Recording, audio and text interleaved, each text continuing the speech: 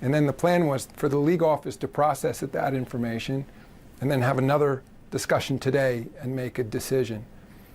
The call went on for several hours, and I was heading home, I think around 8 o'clock or so last night, and I got a call from the league office that we had just learned, literally is right before tip of that Utah Jazz Oklahoma City game, that Rudy Gobert, and I'm almost only saying his name because he made it public that he was one of the players that ultimately we learned tested positive, that although he had been separated from his team the day before because he had been running a fever. And once his test came back positive, we needed to make a decision whether we were then going to cancel the game. And the fans were in the seats, ready to go. We were now 5 or 10 minutes past the point we were supposed to tip. I spoke to Clay Bennett, who was there, owner of Oklahoma City Thunder, Sam Presti, the GM, and also spoke to some representatives of the Utah Jazz. And I think we quickly agreed that this should not, of course, be a business decision. We should be listening to the public health experts, Oklahoma City, and the team doctors. They conferred and fairly quickly decided we should not be playing. And then so I think I officially canceled the game.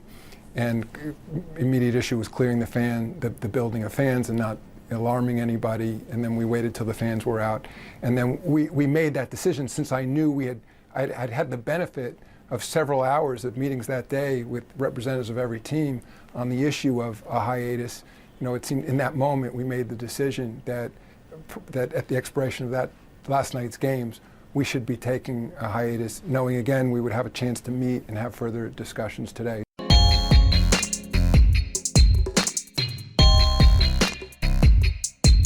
What's up, everybody, and welcome back to the Stretch 4 podcast. I'm your host, Peter Tran, and on the line, I got my pick and pop partner, Josh Cohen. How you doing? Not too great, but, the Raptors are still defending champions, right? That's a nice silver lining for you. Gotta look at the positives in today's day and age. Rojan Walia, the banger in the paint. How you doing?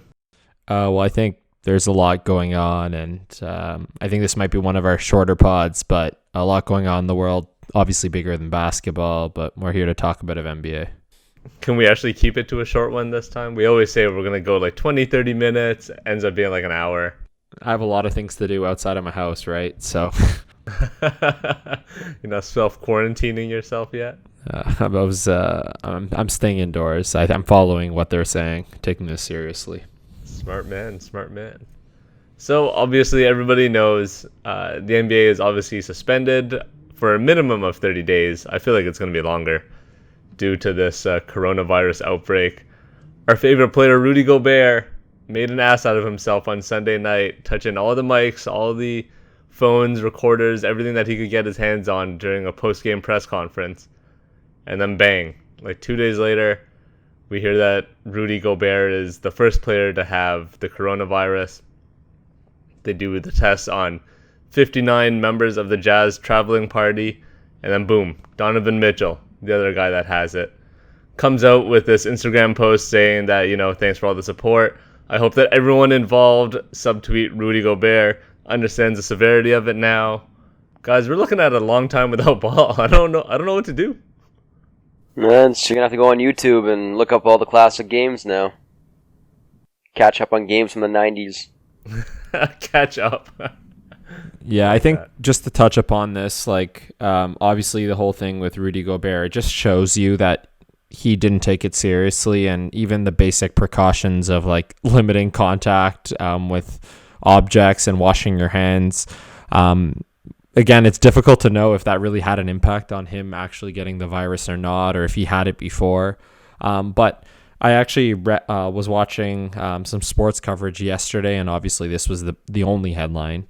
And one of the executives from one of the major American sports leagues said that Rudy Gobert almost saved, even though he did something kind of idiotic, he also saved a lot of people, and also did something that he was the one that made a sacrifice in sense of he didn't take it seriously, and then he got a negative outcome. He ended up stopping a basketball game from pretty much happening where one player, Donovan Mitchell, which we talked about, was infected, and that could have infected a few other people who could have infected a bit more. And before Wednesday night, this was like a non-story. Like, I think life was regular. Like, sports leagues were going to continue. There was maybe a few talks about certain sports being canceled, but overall things were just continuing. But on that day, on March 11th, everything just changed drastically. Yeah, the unintentional hero, Rudy Gobert. Sports' most hated man right now, but as you said, it probably has turned out to be a good thing with all these leagues shutting down and tournaments now shutting down and events now shutting down as well that have more than 1,000 people that are planning to go. So ultimately, it's probably a good thing that everyone's in self-quarantine throughout the NBA. And I'm sure other sports and other sports leagues now, they've obviously used those arenas that Gobert was in, and it's just a domino effect of him, possibly spreading it to the Raptors and the Celtics and all the teams that he was playing beforehand, and them using those arenas, and then the NHL playing the very next night. So I think this is only the beginning of, what we see in terms of these players being affected by the coronavirus, with, Donovan Mitchell now having it. But I think across sports, you're going to see a lot more cases come up. And, the NBA has put in a 30-day window where, there's not going to be any transactions, there's going to be no games. And then after that, they're going to review what's happening, obviously, in the world, and then sort of go from there, because there's really no guideline on how to treat this. We're in a very odd time in the world. Yeah, I think, again, this is bigger than basketball, bigger than sports. This is like a society, I think, is now taking this seriously. I think to isolate and contain the few cases that were hopefully the goal of public health is now long gone. I think we're now in a state where we're really trying to flatten the curve, and just really simply put, like, you don't want everyone getting sick at the same time. But we're almost at a stage with this coronavirus, COVID-19, that it's going to be affecting a large percent of the population. We just want to limit the exposure, and that people don't get it at the same time, and that people are aware that this is serious, that you should practice good hand washing, good hygiene, avoid non-essential contact. And for sports, for the NBA, it was very good to see that they took the right steps, and I believe they were the first sports league to do so. And this just speaks to Adam Silver and also like the league itself. It's very, for the players, it's very advanced, very modern. And I think they did the right thing. Obviously, hate to see it. They were also talking about what are we going to watch. Thing, though, right? So should we actually be applauding their efforts? As Rudy Gobert basically forced them into this, and before this, they were just going to have arenas and no fans. So I think they were really forced in this position before the government made them do it. Yeah, but I think also just being the first league to say we are suspending our operations on the day of was great. Like, they canceled the season. It's not like we're going to cancel tonight's games and we'll see tomorrow.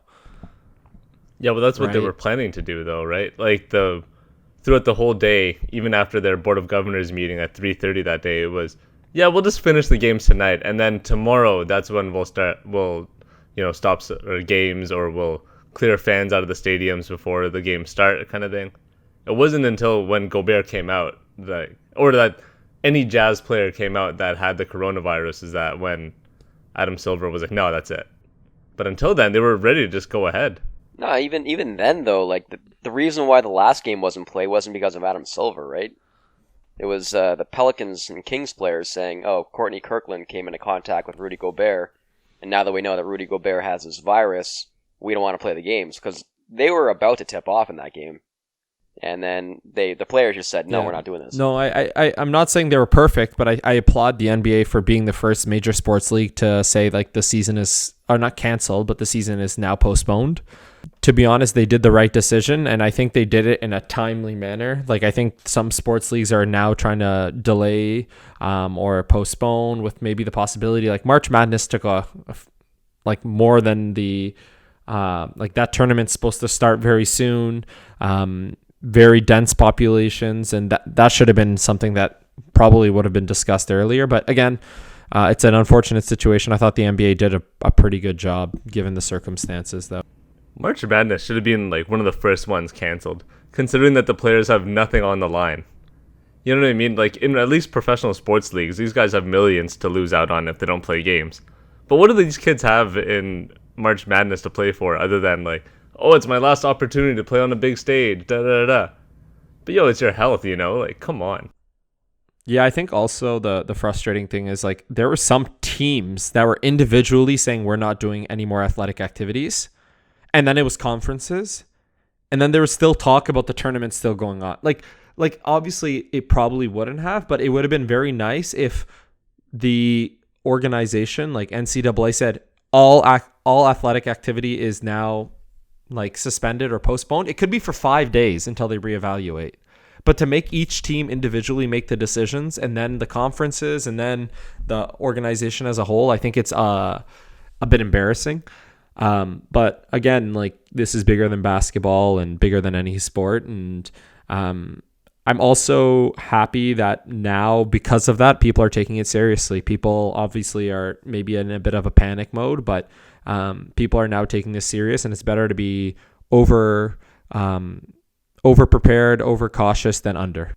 It's not a coincidence that the NCAA was the last organization to shut down their large event. They were probably trying to find ways around it throughout the last, 24 hours. With all these sports leagues shutting down, they were like, there's got to be a way we can still run this thing and still make a lot of money off it, off the players' backs who don't even make a cent. And anytime they do anything outside of the realm of what the NCAA has termed, their policies and procedures and guidelines to follow, they can't even, obviously attend these games. They get kicked off their teams for doing, they take, a donation of, $20. They get kicked off the team for the year. It's ridiculous. The NCAA is an evil organization. Well said. Oh, man. So yeah. What are you guys doing now to fill your nights? Well, we were talking about this earlier, what are we going to watch, especially considering all sports across the world are now canceled. I thought someone proposed a great idea. I think it was on Twitter or Reddit. I can't remember, that ESPN should post a poll every day for different sports and be like, which are iconic matchups or replays that you would want to see for the next day. Yeah, they should just make ESPN into ESPN Classic. Remember that old TV program that they used to have? I think it's a channel, actually, back in the day. And they shut it down because not enough people were watching, but people would watch now. Yeah, and you're supposed to be self-quarantined. I do expect the situation to get a bit more drastic in North America. And I hope people take it seriously. And people are going to look for sources of entertainment. So Netflix, Crave, Disney Plus, TV, it's going to be a great source of entertainment. Yo, on the real, how much toilet paper do each of you have? I have 2 bundles from Costco, so I think I have 48 rolls. Yeah, we got 24. Nothing crazy here. We were maybe a bit underprepared, but honestly, I think I care a little more about food. If I need to, I go to the washroom, I can take a shower after. But what am I going to do? Grow tomatoes in my backyard or grow wheat? Can't do that, right? So yeah, food is important. Yeah, I hear you. I have 3 packs of toilet paper. I think I'm pretty good, considering it's only the 2 of us here. Yeah, Josh with this drive down. People are acting like the world's going to just implode, like we're going to go into the apocalypse and the power is going to be shut down. It's like, I don't think it's going to go that Italy's almost there, man. You seen those videos? Yeah. I do think, just to maybe do a bit of speculation but not get too far-fetched, I do think we're going to see more restrictions. It's basically going to be non-essential contact is going to be made mandatory. So all the recreation facilities, all the programs, classes, anything that's really services, haircuts, all that, no, it's non-essential. Those are all going to close down. I could see a situation where restaurants are going to be told your hours are going to be like this and do takeout. And they're just going to hopefully make it so that people aren't congregating, because if people are, and it reaches a critical number where those people who need help can't get it, that'd just be a very unfortunate situation. And that's what all the healthcare professionals across the board are saying. And it's finally being taken into action. So I do think we'll reach a situation somewhat similar to Italy. Hopefully not as drastic. So going back to the NBA side of things, since we are an NBA show, How do you guys think that the season is now going to play out? How long do you think it'll take to get back? And once we do get back, the big question is, how many regular season games will they actually play to determine the standings? Or are they just going to say, you know what, we're just going to start the playoffs now and get rid of the regular season, pissing off a lot of teams that are chasing, their playoff goals, obviously. Whether that's teams that are already in the playoff picture that are guaranteed, to be in the playoffs fighting for seeding, or, the fight for the 8th spot in the West. Or is the season going to be canceled? What do you guys think? Hold on. Did we really think that the 8th spot in the West is still up for debate? Yes. Portland was 3.5 games back. New Orleans is the one team that I think can still get the 8th seed because they have such an easy schedule. But they were also 3.5 games back, and they look shaky going for the past 10 games. They're not going to look so shaky when they're playing, the Golden State Warriors of the league. Yeah, true.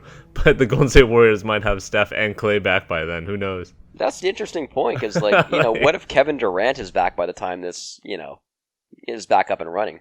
The Raptors are not going to want to play him in the playoffs, that's for sure. The Raptors are going to take out KD 2 years in a row? My God. This could be a great thing for the league. Obviously not a great thing for the league, what's going on right now, but in terms of the players getting healthy by the time they get back, I mean, you might have Ben Simmons back, obviously. Joel Embiid now has some time to get healthy. The Sixers could be a threat again. So looking on the bright side of things, hopefully in a couple months, once they're hopefully back, it could be a whole different NBA. This actually kind of worries me. Nikola Jokic has all the time to get fat again. Yeah, that's a downside for you as a fan, for sure. Man. That's rough, man. Dude's going to be pounding back 2 liters of Pepsi all over again. Maybe Blake Griffin comes back and ruins the Pistons' chances for a top lottery seed. I think, just like answering your first question, I think this is going to bleed into at least May. I think they're going to be extra cautious with the situation. I don't think the leagues would resume before maybe late April, and I don't think they would just continue the regular season. I think they would just go straight into the playoffs, and then just have a shortened season and play the playoffs. Yeah, Peter, what do you think? I think, probably the same. I don't think it'll be back in a month, though. I think it'll be probably 2 to 3 months at this point. Yeah, I mean, the Chinese Basketball Association took 2 months, so you would expect probably around the same thing for the NBA.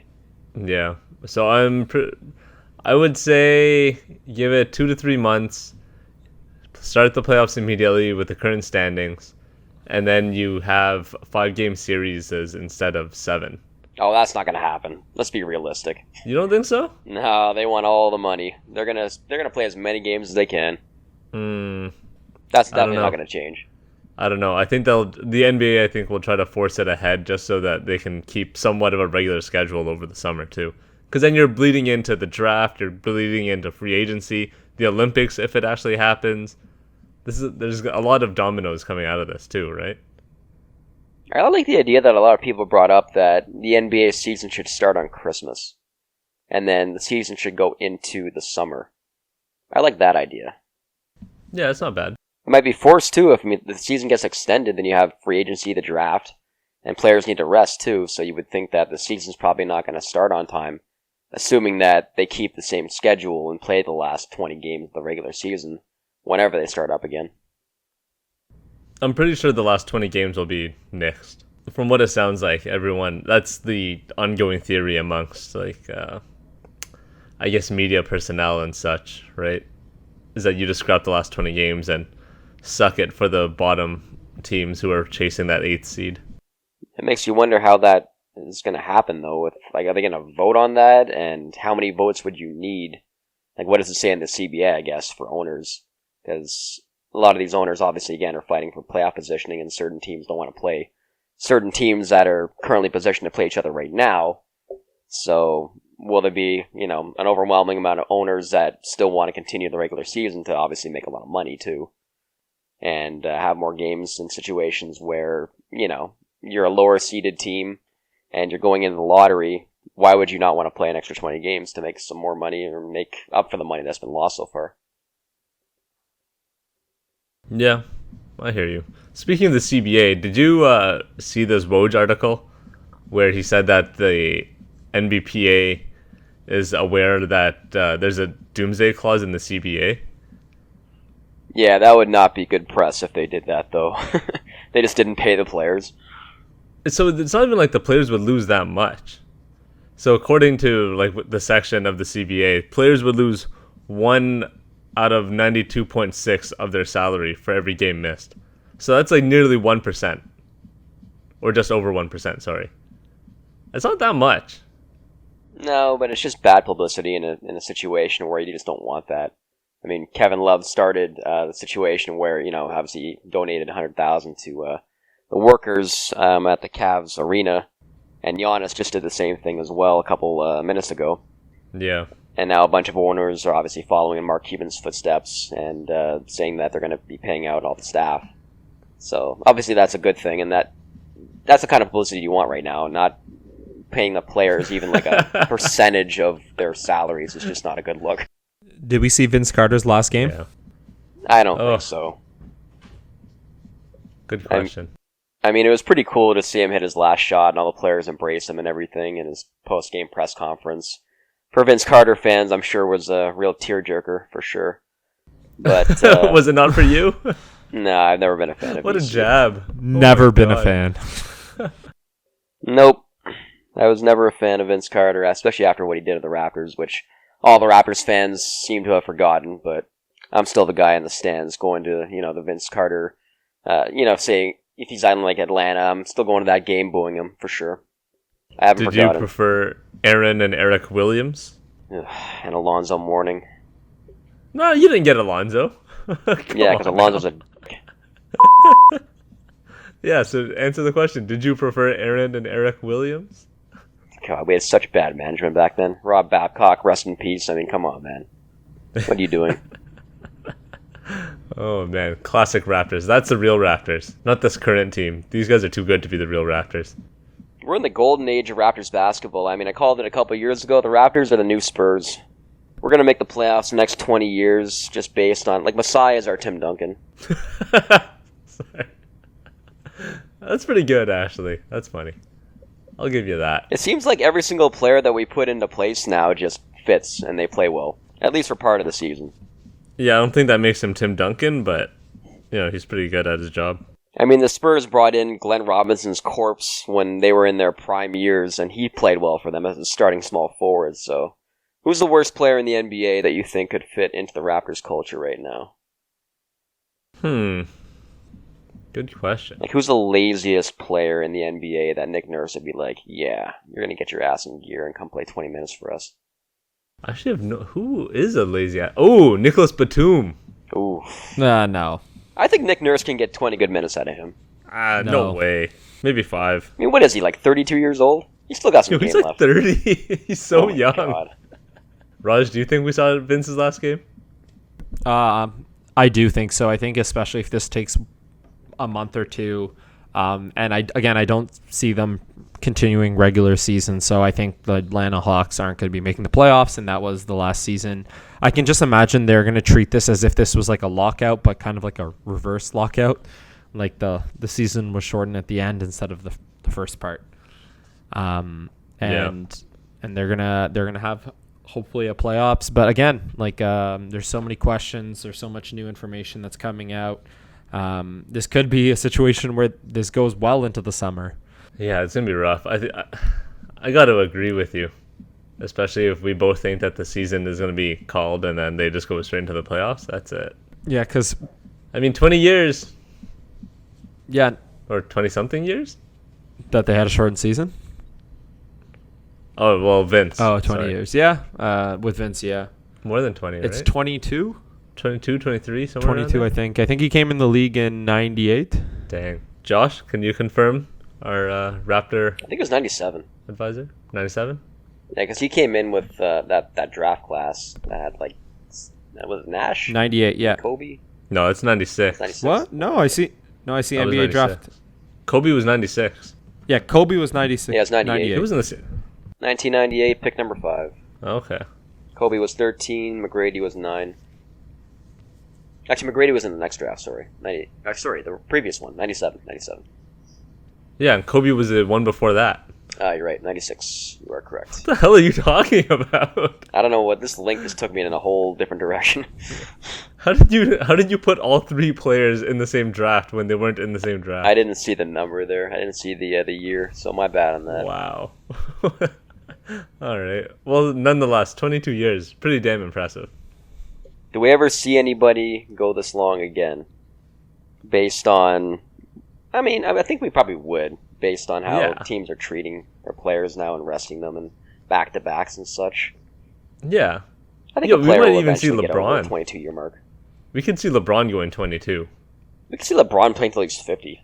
Yeah, I think LeBron plays until he's like 41, 42, and since he came into the league when he was 18, I think he can go 22, 23. I don't think there's going to be players that go more than that, though. How long did Kareem play for? Do you remember? I think he played until he was 43. Let me check this. Because if Kareem played the longest, I want to say LeBron goes longer than that. Just Kareem for was 20. Record breaking. 42 years old, and he had 20 years in the league.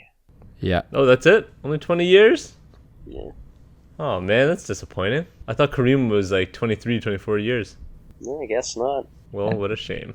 I think in terms of going back to the NBA again, the biggest question that we have, today's NBA anyway,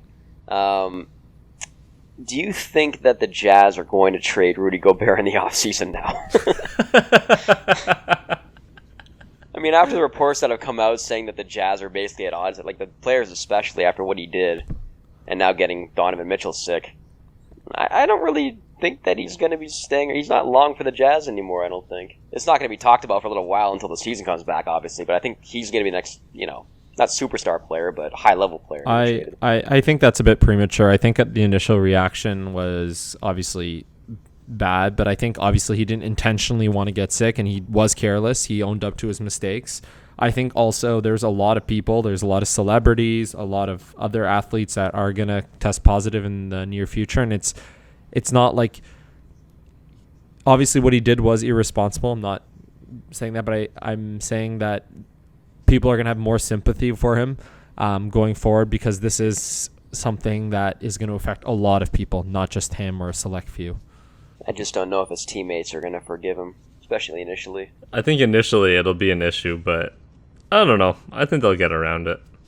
But it would be hilarious if he got traded. All right, anything else? What are you guys going to do tonight, now that we don't have games anymore and, whatever?